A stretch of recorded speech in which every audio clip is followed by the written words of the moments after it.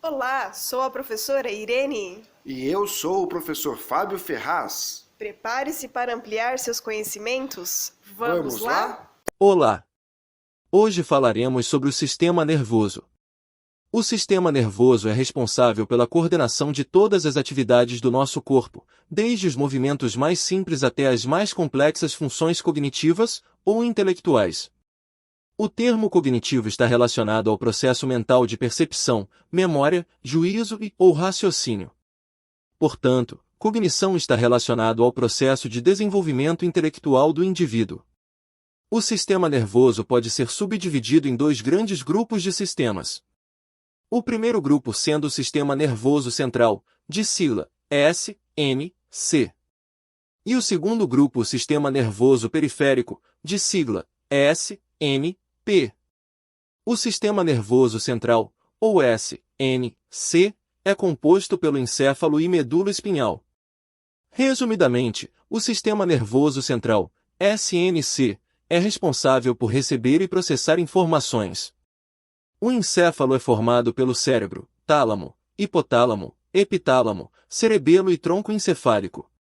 O tronco encefálico é formado pelo mesencéfalo, ponte e bulbo. A medula espinhal é encontrada no interior do canal vertebral, que se estende pelo centro da coluna vertebral. Na maioria dos adultos, a coluna vertebral é composta por 33 vértebras, ossos individuais que formam a coluna. Assim como o crânio protege o cérebro, as vértebras protegem a medula espinhal. Todas essas estruturas estão envoltas e protegidas pelas meninges. As meninges são formadas por 3 camadas de tecido conjuntivo membranáceo. A dura mater, que é uma camada mais externa e fibrosa, sendo espessa e resistente. A aracnoide mater, que é uma camada intermediária e fina.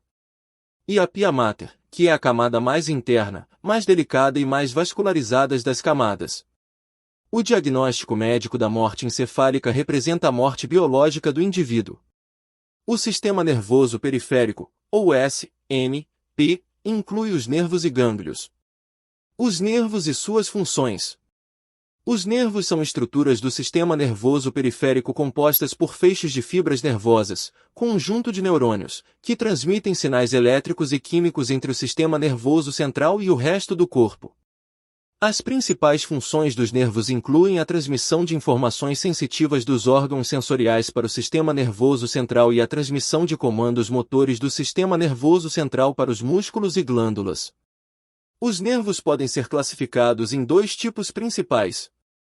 Primeiro, o nervo sensorial, também conhecido como nervo aferente, é responsável por transmitir informações sensoriais dos órgãos dos 5 sentidos para o sistema nervoso central. Os órgãos dos 5 sentidos são: primeiro, a pele, responsável pela percepção do tato.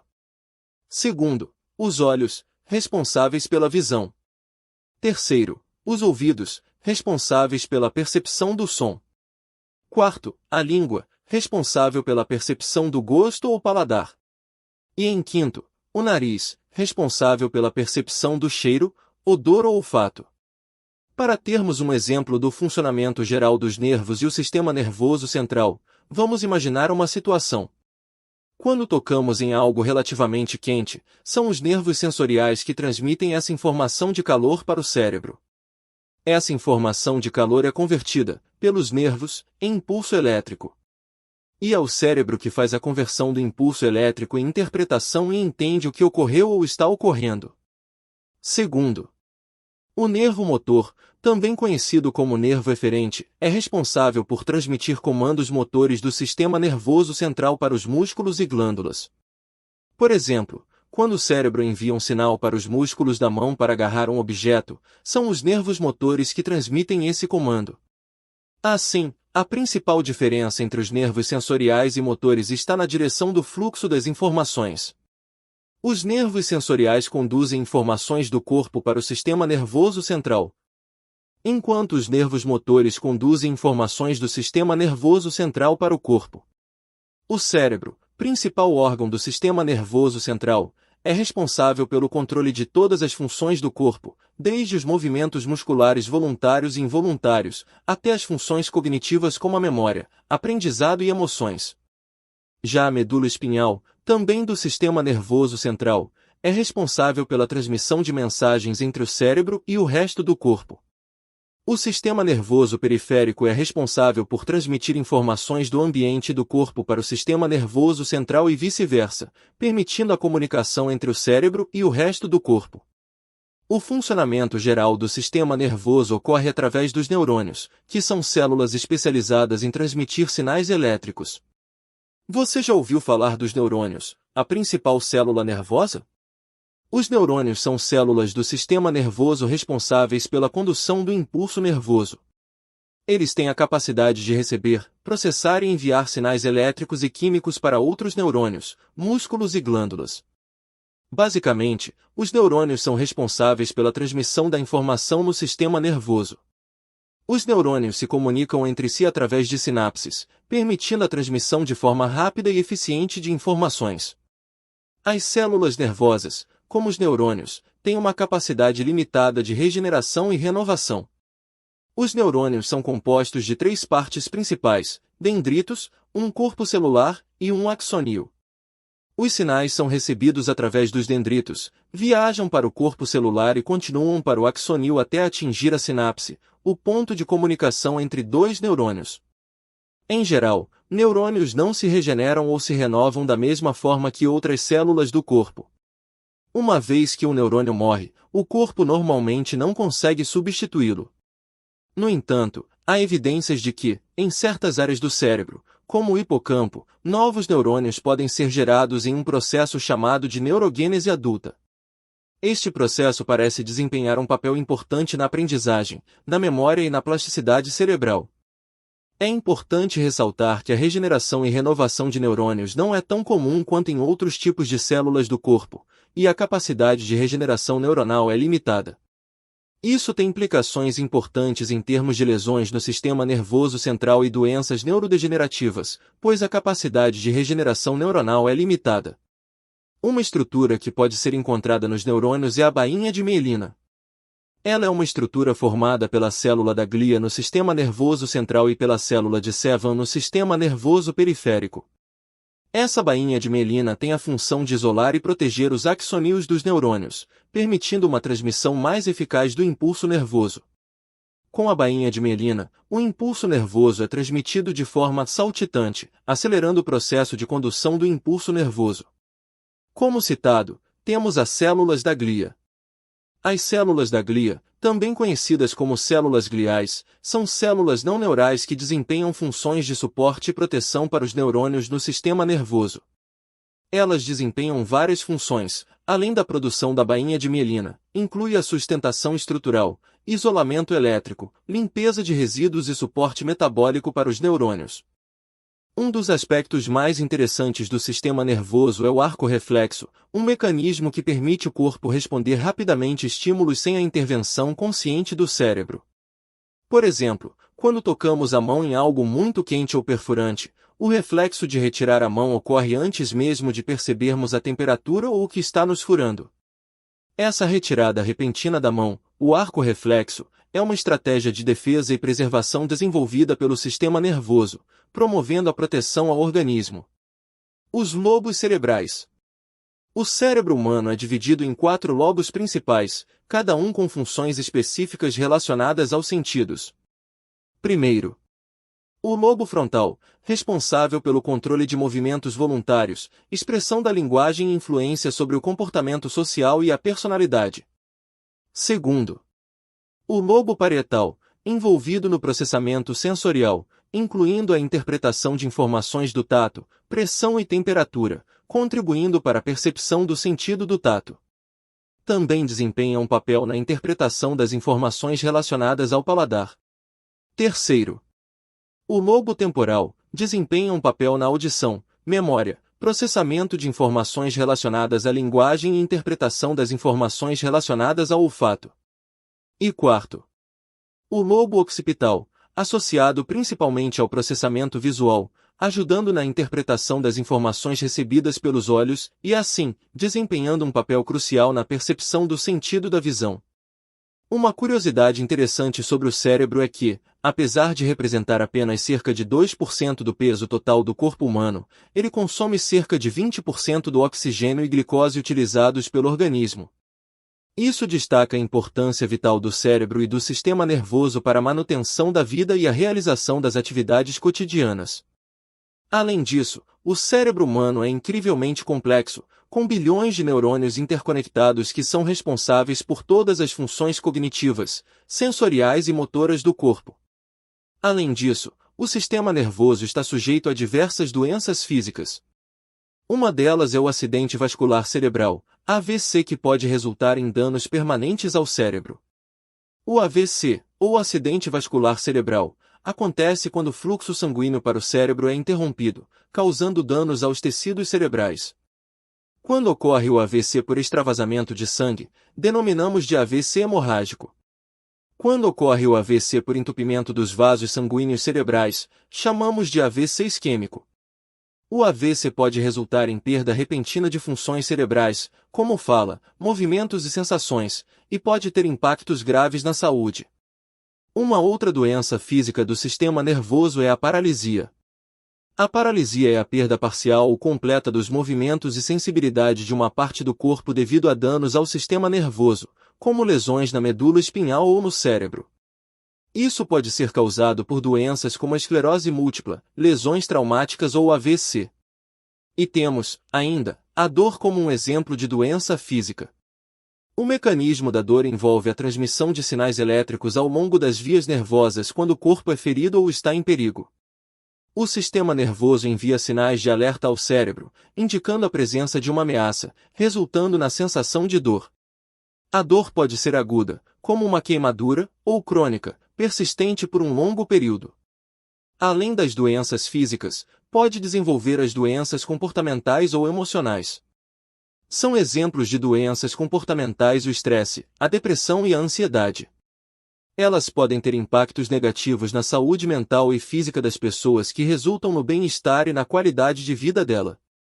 A ansiedade é uma resposta natural do corpo a situações de perigo, mas quando a ansiedade se torna excessiva e persistente, pode interferir nas atividades diárias e no bem-estar emocional. O estresse refere-se à resposta do corpo a pressões físicas, mentais ou emocionais. O estresse pode ser desencadeado por situações do dia a dia, como trabalho ou problemas familiares, e pode manifestar-se de diversas formas, desde aumento da frequência cardíaca até problemas de sono ou irritabilidade. A depressão é uma condição de saúde mental que causa uma sensação persistente de tristeza, perda de interesse em atividades que normalmente traziam prazer, alteração no sono e no apetite, fadiga e baixa autoestima. É importante buscar ajuda profissional ao lidar com essas condições, uma vez que podem ter impacto significativo na vida diária e na saúde mental. Portanto, é fundamental cuidar da saúde do sistema nervoso, praticando hábitos saudáveis, como a prática de exercícios físicos, alimentação equilibrada e cuidar da saúde mental. Os neurotransmissores. Os principais neurotransmissores nervosos, liberados pelo cérebro, incluem a dopamina, a serotonina, a noradrenalina, a acetilcolina e o GABA, o ácido gama-aminobutírico. A dopamina está envolvida no controle dos centros de prazer e recompensa do cérebro, regulação do movimento e emoções.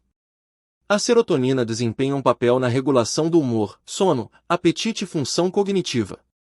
A noradrenalina, também conhecida como norepinefrina, é associada à resposta ao estresse, regulação do humor e funções cognitivas.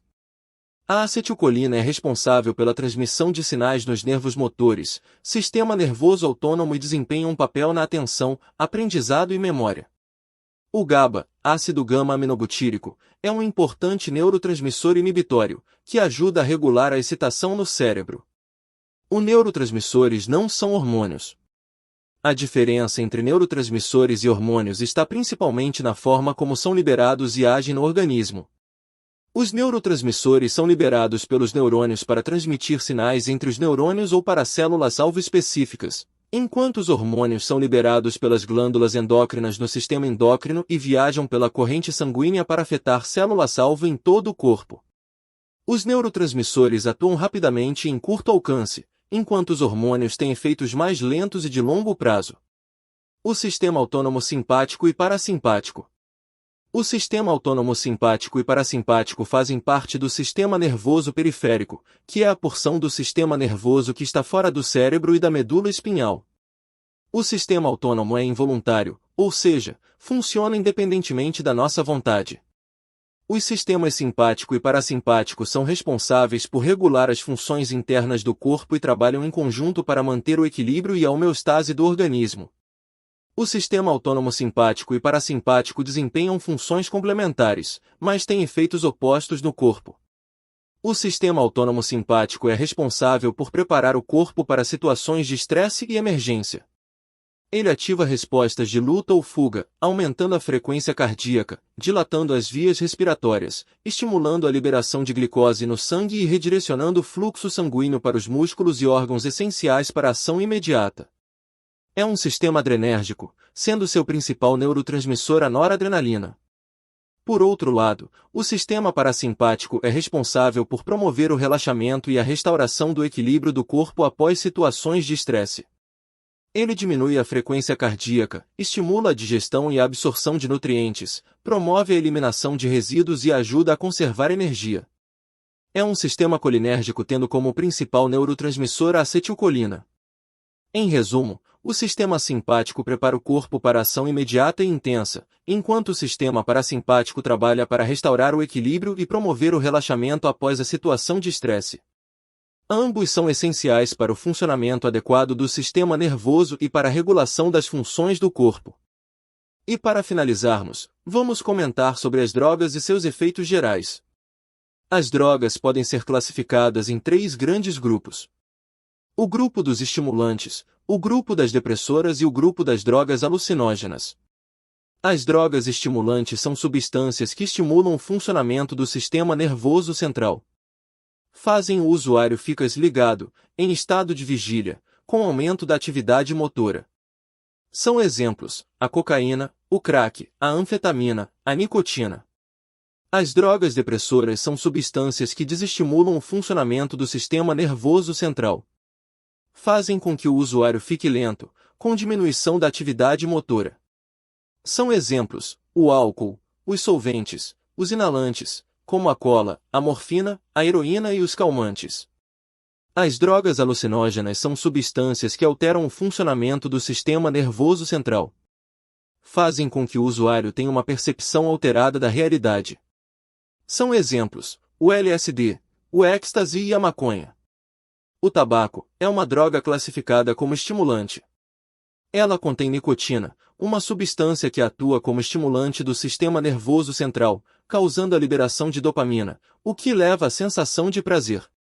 Os efeitos deletérios incluem dependência, aumento do risco de doenças cardiovasculares e respiratórias.